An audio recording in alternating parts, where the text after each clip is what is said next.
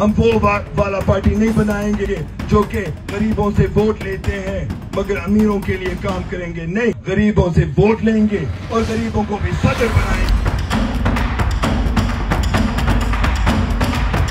हम शहीद जुल्फ़िकार अली भुट्टो के असल नज़रिया को संभाल के चलेंगे। हम हैं अवामी पार्टी, हम हैं असल पीपल्स पार्टी।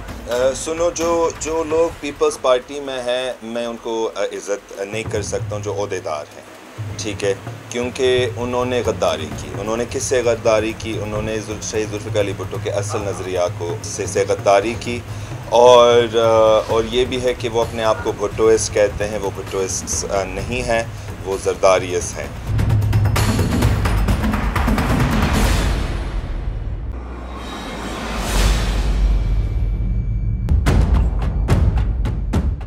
वक्त है सच बताने का।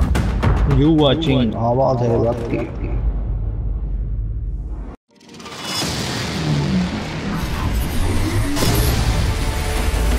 मेरी पहचान आवाज है वक्त को सब्सक्राइब करें और लाइक करें।